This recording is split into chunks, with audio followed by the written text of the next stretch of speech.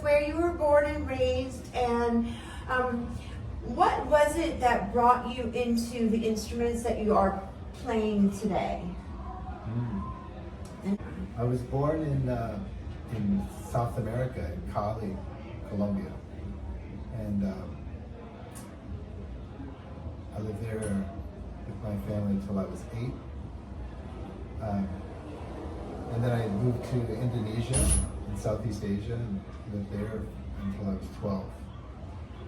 Southeast Asia, so that's Thailand?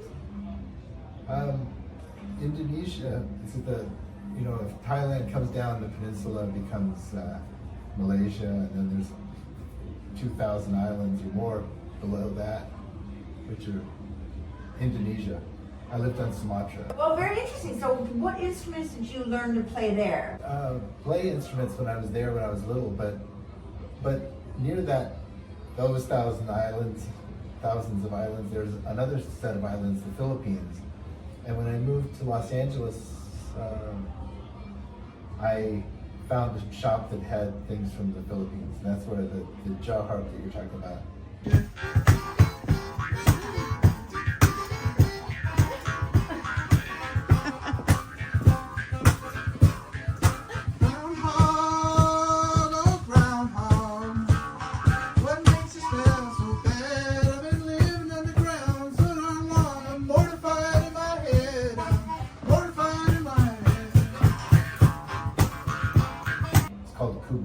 Made out of bamboo.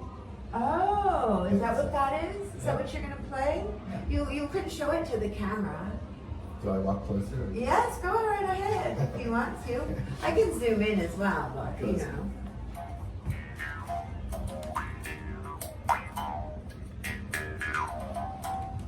So what is that? Is that a rubber band? That's bamboo? Yes. Wow. Bamboo, shooting up, dancing like a little puppy. I hope when you know too much, you will come and dance with me. Where did that originate from? Does it have a special story that goes along with it? Well, it's a song that I sort of made up. It came to me. I was taking care of a garden that I planted. There was a little building in the middle of the garden, what they call a roomy dome. It was a brick dome. And I worked there late at night and fell asleep, but when I woke up in the morning, I sort of had that tune in my head. Really? And this was in Sumatra? No, this was in go ahead. I was gonna go outside, so. Oh, I have it closed. Yeah. You can just. Indonesian Sumatra rhythm, pattern, sound. Well, the instrument itself was made probably from Mindanao in the Philippines, an island of Mindanao. It's really quite. It's a very loud song or sound for a small reed, right? That would be like a bamboo reed. Yeah. Did you study music when you came to the States after Indonesia? No, I didn't. What brought you to learn the guitar then? My friends, I had friends who were writing songs and they were asking me to help them write songs, and I sort of got interested in it and learned, when I was a teenager. So did you start studying any specific genre of music that you and your friends were around at the time? I just always listened to music.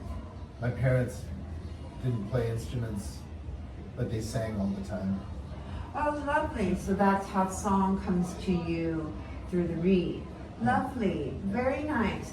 Okay, so could we talk a little bit about music and music theory?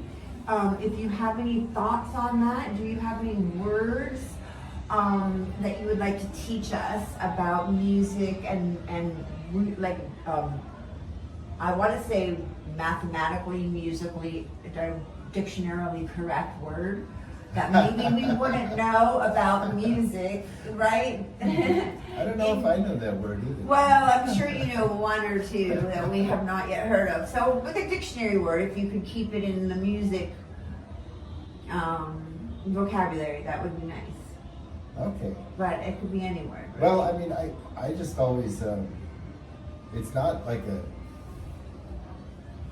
technical word in music theory or anything. To me, music was always sort of just, it just sort of seemed like magic to me, where you don't know where it comes from and it just disappears out into the air. And so I can't really tell you much technical stuff at all. So you would say it's magic, period, that's it. For me, it sort of works that way. Yeah. All right, we'll keep that. I'll allow that. You flew from Indonesia into Venice somehow, so yeah, That's magic too. That is very magical, isn't it? And will you tell us a little bit about like one of your favorite inspirations for you? Really? You know, when I first moved to the United States, there was it was Northern California.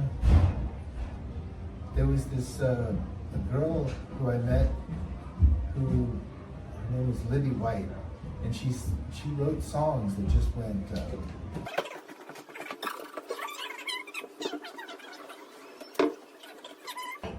What was it that you were inspired from her? What inspiration did she give to you? She And shout out, by the way, to your friend Libby White. Okay. yeah. Inspiration. I hope she's there somewhere. I remember she lived in a little bus with her family, and they traveled around. I think they were traveling to get away from somebody. It was like somebody in the family that was dangerous, so they were traveling to get away from. She wrote these songs that you know, most songs have a couple of different musical ideas, just a verse, like the arc of melody, and maybe a chorus. And that's it. But her songs, each line had another, like it was as if it started over at the end of each line with a new idea. And she wrote words and stories that just went on, and musically kept sort of turning and going different ways. Oh, lovely. Yeah. So now we had a whole big scenario yesterday or last week where we talked about opera. Is that kind of where you are feeling this music was going? Were you in a very operatic environment? Or what were you, where time frame was this and where were you? I guess this was like in the 1970s in Northern California. So like Berkeley? Humboldt County. Oh, 300 miles so you north were of with there. the Grateful Dead, basically. Were you running around partying on those buses? Is that what this is about? I know for was a real. little Was kid, that though. you? I was a kid, and no, I didn't see them running around the buses. I did. No, I don't know. I didn't know the Grateful Dead. I'm just gonna say, well, wait a minute. All right, how many shows have you seen? Have you seen one Grateful Dead show? Yeah. Okay, so can you talk about that experience? I mean, we might as well. You were there. We all want to know what the real stuff I was wasn't really a Grateful Dead fan so much. I loved Jerry Garcia, just himself, like the way he touched the guitar, the way he played, the way he sang. I really liked him. But at that time, anyway, I didn't have the appreciation for the rest of the band so much. Really? Really.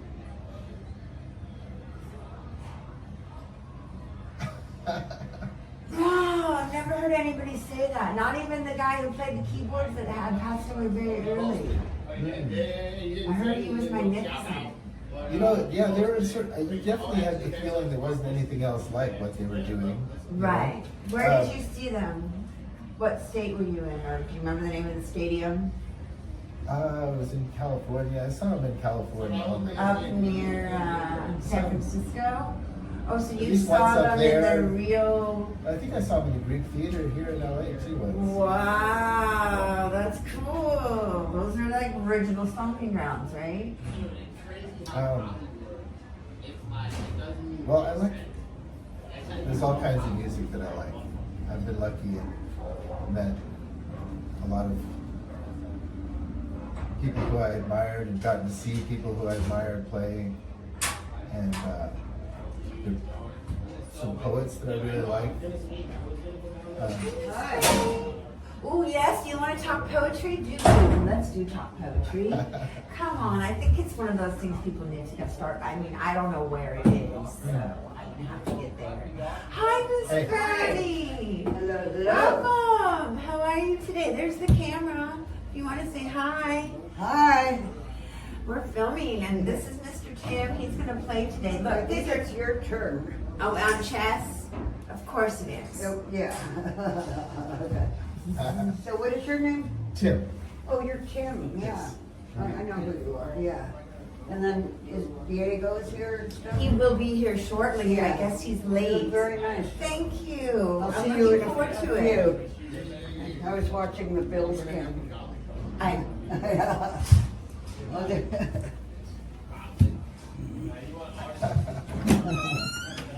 thank you, Miss Fanny. Okay, I'll see you in a minute. Okay. So, what was it? So, there was some Let's see. juicy topic we were discussing. I know. We're going to I talk about poets. oh yes, poetry. I did want to talk about poetry. So, do talk about the poetry of the era. So, you lived in the Grateful Dead era with the poetry. I was born in it, I guess. Yeah. Actually, one of my favorite poets was Wanda Coleman. When I was in high school, somebody gave me some of her poetry. You know who she is? I have no idea. No. Rhonda Coleman? Wanda Wanda Coleman. Coleman. Wanda Coleman. Yeah. Shout out Wanda Coleman, okay? What kind of poetry is Wanda Coleman and where is she from? And can you tell us a little snippet? She's a Southern California poet.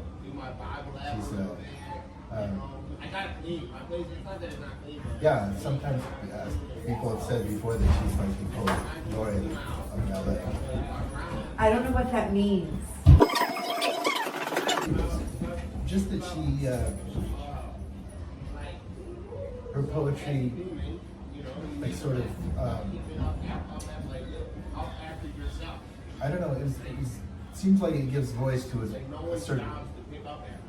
certain things about Southern California. Would you share with us an earliest childhood memory that you have with music?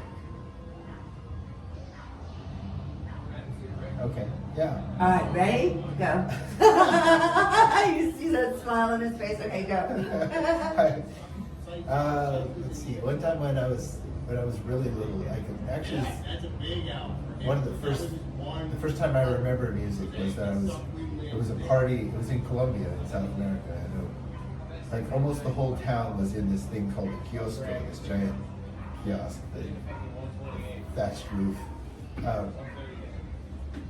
And the band started playing. They actually were playing a Mexican song. I think they were playing La Bamba, and all of a sudden, everybody just started dancing and everything. Yeah. Got a guy who needs to get in. I forgot you guys were out there. Don't worry about it. Sorry. Just Sorry. say hi. So you're already into music before it's very young. It's preschool, right? Yeah. So you're dancing around to La Bamba. Aww.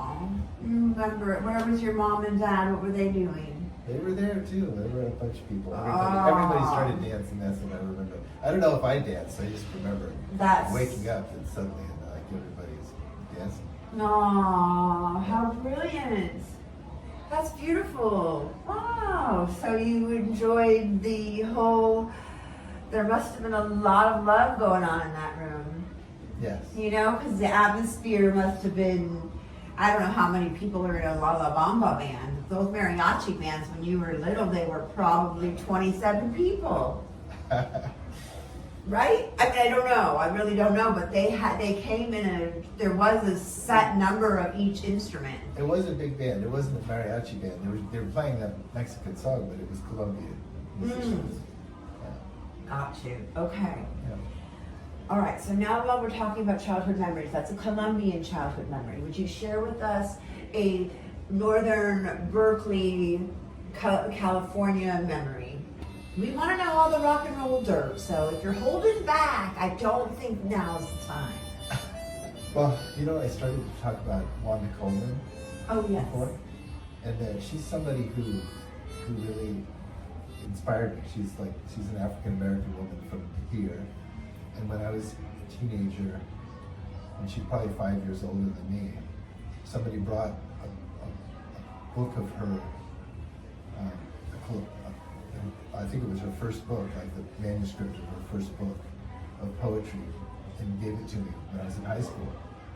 And so I read that, and it was my favorite. It sort of was my sense always of what good poetry was. It was just like hers, I thought was the best, you know. And then, you know, it was around that same time that I'd started writing songs, and so they sort of went together in my feeling about, you know, songs and poetry. And then many years later, I'm just like, I was here in Los Angeles, and I was playing songs at a friend's birthday party. And after I sang a couple songs, the person there said, Wanda Coleman, are you here? And was calling her up to read a poem, to share some poetry or song. And she came up there, and I realized, you know, I was like, I had never, if I'd known she was there, I probably wouldn't have even said anything. You know, I wouldn't have been able to go up and sing, because it was just because she's so important in my feeling about poetry. And so I decided. Oh, that's lovely. She sang a couple songs, and she shared poetry, and then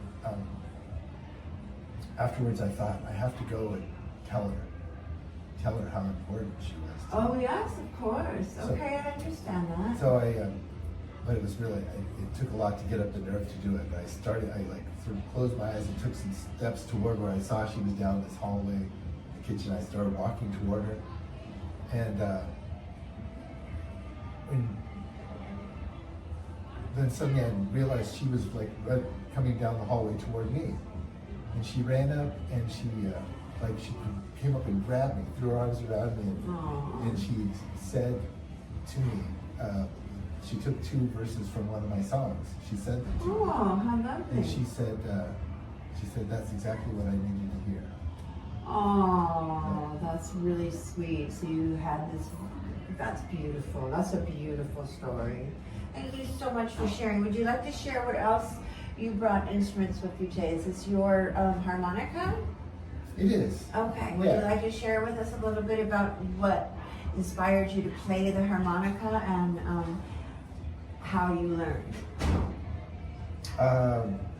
You know, when I was in high school, I just started, I liked the sound of it, so I started learning how to play it. I would put it on, you know, harmonica holder. When I was learning how to drive, I would drive and play music. And what? Weird, but kind of funny. Okay, I'm not sure. Which one it is? Yeah, but I understand it. Okay. Wow. Well, one time I was playing in a restaurant, and I had this. What kind of? I was playing in a Mexican restaurant called Garcia's. Oh, it's been the word of the day. Yeah. Jerry Garcia's band was playing right down the road, actually, when I was playing. Some people in the band were there, but not him. But anyway, I was playing the song, and there was this one woman who was so excited about the music. She was clapping really loud. She really loved it. But you could tell that she couldn't see very well. Like she had very little vision. But as I took a break from playing, and I was walking past her table. I was still wearing this thing, and she grabbed my arm and pulled me close like this, and was saying how much she liked the music.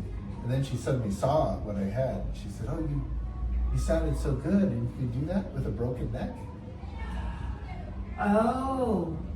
She thought I had a broken neck. but it's not. It's I've never actually been this close to one of those headgear pieces. So, I mean, yes, it's a headgear piece. I would agree. That's really cool. So, what was the first song you learned to play on the harmonica?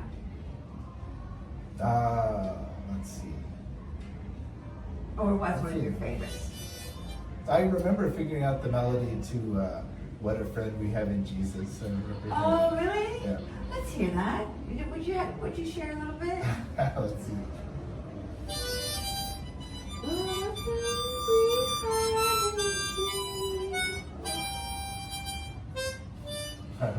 Let's see if I can remember.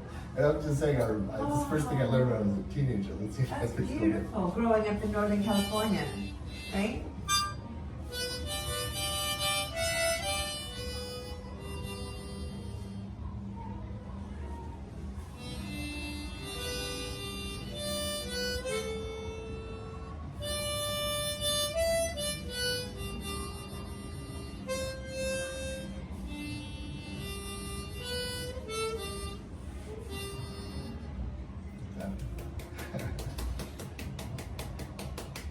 Yay! That was so beautiful. So I want to say thank you so much for chatting with me, and I have like 2 questions for you. 2 more. Yes, is that okay? Sure. Keep it really Yeah, simple. it'd be easy. Yeah, I know. We've been through a lot today, right? Favorite. Who is your favorite superhero? This favorite superhero. Yes. Let's see. There's a woman I know who lives up in Topanga named Natalie. Oh. I think she's a superhero. Oh, fabulous. Right on. Okay. And what is your favorite word for today? I guess welcoming. Ah, very nice. Thank you. Thank you so much for being here. I'm gonna let you take me inside and we'll do it. Thank you. Oh my gosh, no, thank you. That was brilliant.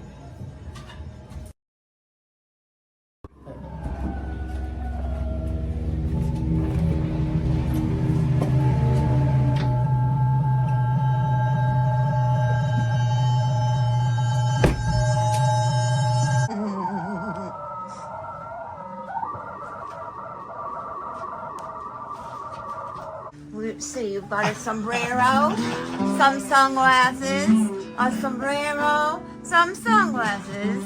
I don't know what's going on there. And a sombrero. What's that? What's that? Poncho. It is You are, careful microphone. you are stunning. Well, wow, how marvelous. Swirl around with it. Show it off. You got a twirling shirt. I don't have a twirling shirt on. Yes, you look stunning, by the way. How are you guys? Good? Good. How are you? Good. How are you? How are you? How are you?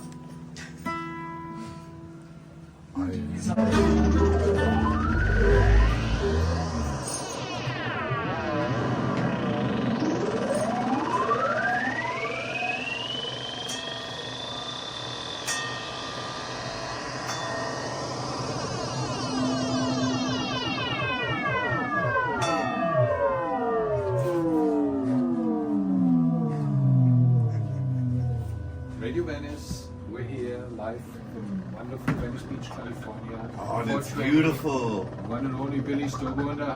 Everything's fantastic. How could it?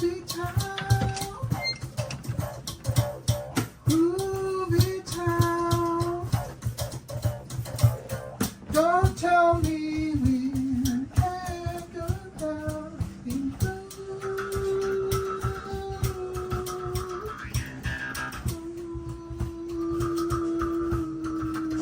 This is the beer.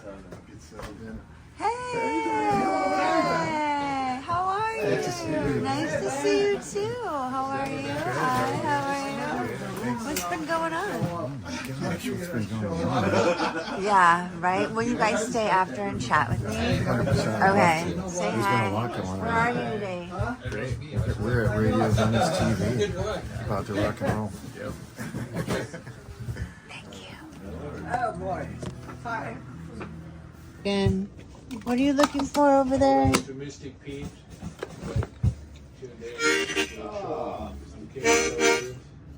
E flat. Yeah. It's E flat major. Or you doing minor?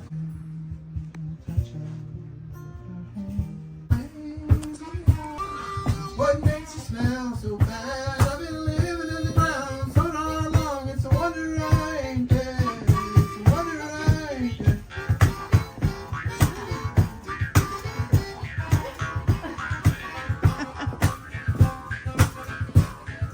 Groundhog, oh groundhog. What makes you smell so bad? I've been living underground so darn long. I'm mortified in my head. I'm mortified in my head.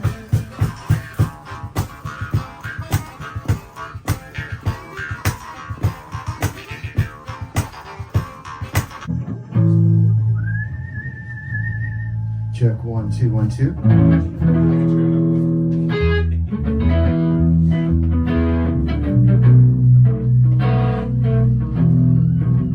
Check, check, check. Thanks for being here today. Wait. Come on, back up a little bit. Is that okay? I feel like that's good. How do you feel? Thank you so much for coming, Mr. Tim Ogata. Thank you so much for coming, you guys. Hi, nice to meet you. Bye. Tim, that was great. Yeah. Oh, it's so fresh out here, too. It's beautiful. Hey, Brandon, how are you? Brandy, like the liquor. And you both just slid in there. Yeah, where are you guys from? Okay, we're Ernesto and Jay. Nice to meet you. Thanks for coming by. I mean, anytime you wanna, we go at 4:20. Come record a song, basically, okay? Here we are. Tim, that was incredible. It was brilliant.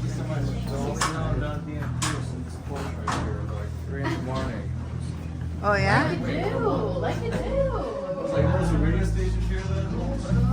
definitely a lot. Hug you to pieces. Lovely to meet you. Bye, guys. Brandy. Ain't no good at waiting around time. Run on for a long, long time. Run on for a long time. Sooner or later, gotta put you down. Sooner or later, gotta put you down.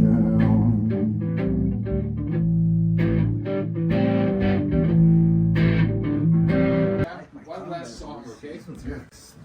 What kind of boots you guys talking One about? last song to get out. That's all this. Hey, are you guys tuned regular or like half step down or what? Regular? Yeah, regular. Taking me a long time.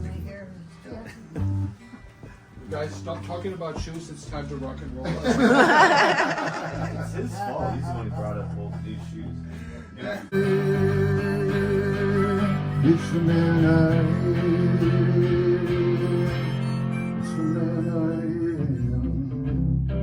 Take a round. Come on up. Start right here on the one.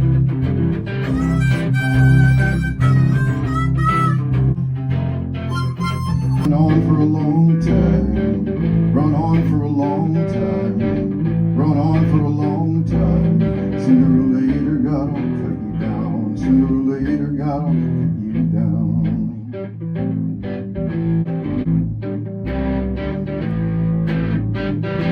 You can throw a rock, you can hide your hand, working in the dark against your fellow man. But sure as God, in black and white, done in the dark, will be brought to the light. And run on for a long time. Run on for a long, long time. Run on for a long time.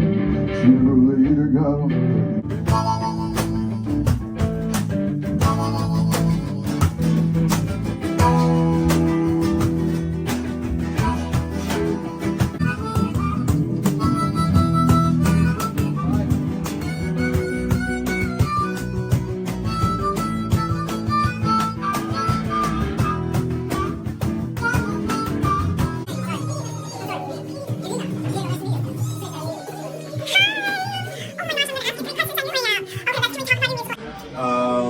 musical inspirations are, like show tunes. Oh, mostly, really? Yeah. Really? Like Mary Poppins, that was a really big one. For real? Yeah. Oh, you should have come last week. We were talking about opera last week, and we Opera? sung. Yes, we sung. Yeah, opera's We just sung a scary. spoonful of sugar, though. Is what I was Oh, about you to sung say. Spoonful of Sugar? Yes. That's a great one. Yeah. The opera used to scare me when I was a kid. Really Oh. did. Yeah. I think because it was always like connected to like horror movies and things like that. You know? So you And it mean was like people crying, Phantom of the they're Opera? singing and they're crying.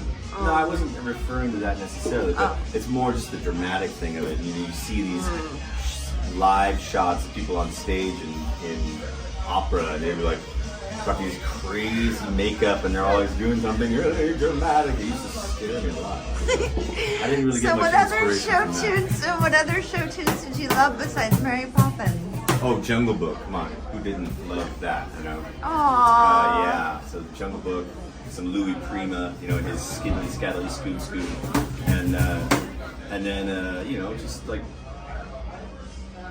cartoons and well, product jingles from my childhood, like, you know, to all these Patty's special sauce, lettuce, cheese, pickles, onions on a sesame seed bun, stuff like that, you know. Well, Choosy you cheese share- choosers always say cheese please when they choose the cheese at the cheeseburgers at McDonald's. It's stuff like that that really inspired me to get into music. When it was C and H. Pure cane sugar, See, everybody that's knows it, the right? one. So we were all addicted to sugar, and we were all really addicted to that stupid song. So that's the stuff that really affected me greatly in my schooling. Yes, that would. Oh no, My schooling. no. Scottish. Is that what you're after? Sound of being Scottish. Well, you know, it's easier found in like Simpsons episodes, I think. Oh, no, nonsense. I'm just referring because everybody knows Willie the Greenskeeper, and he's what most people's idea of being Scottish is. That or Mike Myers from Saturday Night Live, Oh. because they had he had or some movie that he did where he'd always because his parents are Scottish. Oh, wow. Time. We'll work on that. Bye. Bye, Fur. Bye. Thank you. Bye, guys.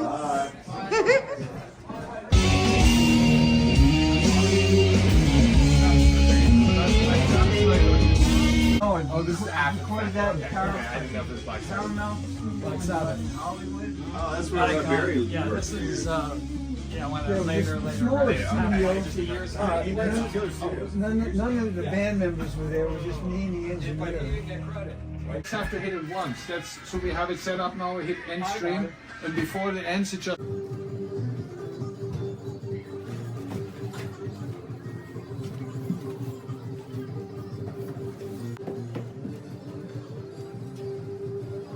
You want to say hi? Yeah, let's do it. You want us to walk out? You want us to do a little quick? Yes, please. Go for it. Let's go do that real quick. All right. Anybody We'll want to come follow sit in. down?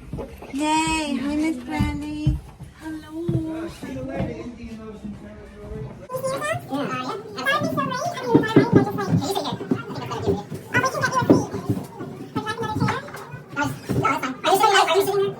That had rats Yeah. as Fishes. animal Yeah. pets.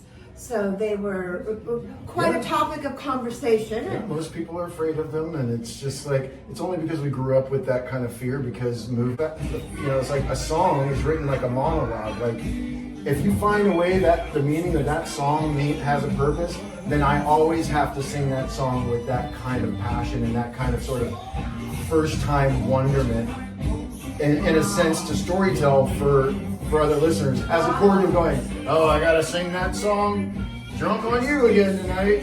You know what I mean? Electric guitar with it. So I started moving to that. And I think when you start playing with other instruments, it really sells the song in another way.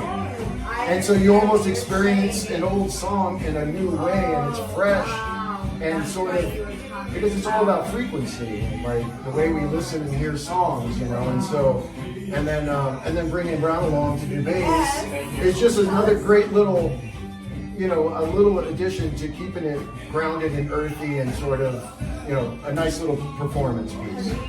What is your name? Spell Tom. Brown. Brown. Brown. Yes, Brown. Brown Partington. Brown Partington.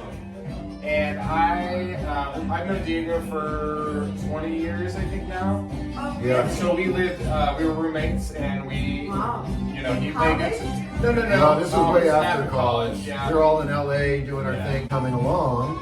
But he just had twin babies just at the start of stage 11. Yeah. His stepdaughter too. So And his stepdaughter he was married into. So it was like, So he's like, I gotta go for a little while. So man. what kind of music inspires you to play the bass? I would say my father raised me on Rush. I would say Rush, but all the classic rock, everything from the What songs 70s. from Rush do you hear when you Oh, said that? I don't. I You hear mean, I can't. Where do I start? I mean, there's a lot of good ones. Okay. That's not personally what I listen to. I'm inspired more by like Primus and some of the just kind of bands that are a little bit different. Like Fish. Like Fish, you know. Fish is a little It's bit. PHI. Yes, That's right. Yeah, for sure. No, that was good. I have a good story about Fish. One of my first Fish shows was at Red Rocks in Colorado, and which is one of the most amazing venues I've ever been to. Sound, the view, everything. Very small, and Fish covers lots of bands, right? And so it started sprinkling rain.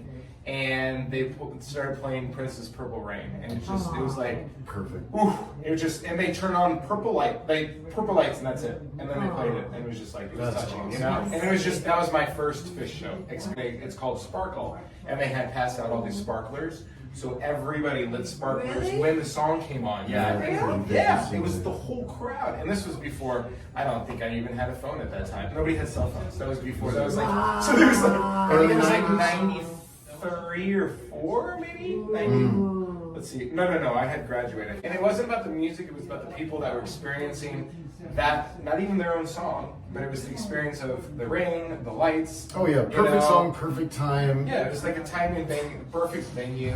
Yeah. I mean, and I can't say that. I mean, I think I've seen a lot of shows. Yeah. Different. Music talking. Okay, so we've got some Grateful Dead and Fish references and some mariachi bands. What Rancheros from back then, yeah. Rancheros, you said. Yeah, there was a band called Blue October that's going on many years now. And I met him because I was doing a musical with a couple girls. I was doing a musical Guys and Dolls back in 1993, I think. I remember the record Pablo Honey came out from Radiohead, and Creep was first coming out that summer. That's what 93 was. And I was doing this musical Guys and Dolls, but through this meeting of these gals, they went to a high school of visual performing arts in Houston, Texas. And me, where you could really get in a space and perform a song, you know, passionately, and just like really mean it. And I'm like, yeah, I'm already kind of scared, but well, my favorite song that you do sing is Hallelujah. Oh, we should have played it tonight. Hannah, do you know what? Today is November 17th, 2024. Yes. 8 years ago today, on November 17th, 2016, I received the Best Male Vocal Award at the Hollywood Music Media Awards. So like literally today is to the date. I realized that this morning coming into Wow, it today. So mentioning Hallelujah, rest in peace, Leonard Cohen. How sweet is that? So Tell us a little bit about that. You won an award for singing Hallelujah by the Well, he's Dream Voice. That's the song they had us do live at the performance at the Fonda Theater back in 2016 for the Hollywood Music and Media Awards. And they nominated me for Best Vocals, and Dusty and Evan and I got to go on stage and perform Hallelujah on stage. And Evan is actually playing the wine glasses. Do you remember? Have you ever seen Evan play the wine glasses? Amazing. So if you listen to our record, Moments Like These, one of the last record we did, It starts off with wine glasses, and that's Evan, our drummer and backup singer, who's actually playing the wine You glasses. mean how many wine glasses He has are a lot. Seven or I thought it eight. was Seven more. or eight. Are they just one line or? It was on a. clumps, We or- put it on a dinner tray and taped them down, and where it was perfect, and like our at-home wine And glasses. you say hallelujah? And with that, he keyed up every wine glass with the amount of water, so that way it was in a scale in the key of E. I think we did it in E flat, maybe. I can't remember. And so, so he did this intro, and we did that live, and then he goes and he plays the cajon. But we've done it as a 5-piece, and we recorded for the record as a 5-piece, and it's a really rocking song. So, are you on Bandcamp?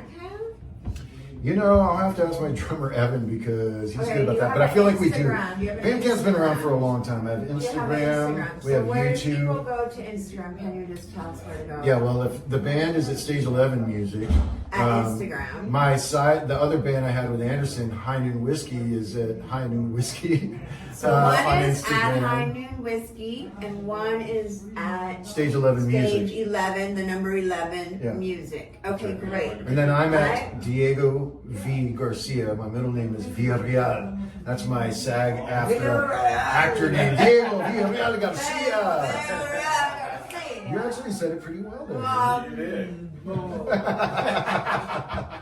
So, Okay, let's have a little. We had a moment last week where we were discussing opera. Do you have Opera? Yes. Do you have like this? Are you from Spain? Where are you from? family from Mexico, Mexico. but I think originally from Spain because Karina and I went to go visit Spain, and I swear everybody I looked at looked like family. There was even Garcia streets, and there were Villarreal streets out there, and I'm like, this is where my family I think is from. Yeah. Very fair skinned family from my mom's side that all live and my dad's side. I don't know. I didn't include that. Both of them. Three favorite words you know about in music. 3 favorite words that we know about in music. Yes, I know. And one pops up, and it's my favorite. It's called accidentals. Accidentals are when you look at the guy you're playing with in the show and you did something else and he went somewhere else, but only you really knew. A lot of people, you realize like, oh man, I messed up on stage, and someone's like, I didn't hear you messed up.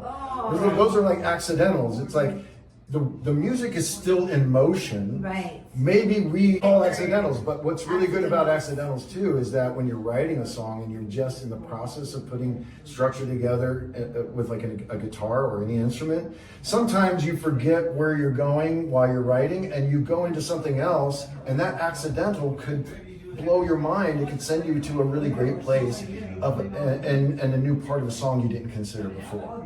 So accidentals is like one of my favorite words. I'm sure that's very. You accidentally took up too much time for 2 more. But you didn't think about 2 more. Would you like to I would share say, one? I mean, kind of bouncing off his, which is essentially the same thing as improv. I think it's improving, just finding, like, hearing something. If he's going the one way, I can go that way too. Kind of what what Fish does. They improv. They just kind of go where the direction they're gonna play this note. They may go over here. They may go over here. Yeah. But they always end back on that note. So I guess it's not. There's structure, of course, but people can hear what they're playing when they're playing it. You're already in the same beat, so it's just getting back to that. While you're in a band together, I think that's brilliant. Thank you so much for talking to me after the show. Crescendo and decrescendo. Oh, that's great. Those are brilliant. Decrescendo and crescendo. Those are so Forte. great. And forte. No, but I mean, like when you write music, it's so important to have a middle, beginning, and end. Yes. Build moments and storytelling in a song. Yes, I understand that very much. Anyway. I don't even know. I didn't even know you, but I enjoy the cactus stories. That's all I got in my head right now. I'm really glad that you came to Radio Medicine. I'm glad I was invited. Long time. I was thinking I was here 7 times, and then Mike was like 16 times. I've been here a lot. Wow. I was trying to tell him I've been here a Yes, lot. it's such a pleasure. I love this Thank community. you so much. Love you, Thanks Susan. for Thank having you. us. Good to see you. Karina says hi too, I'm sure. Oh, of course. Hillary said hi. Thanks for having us. Bye, guys. Thank you.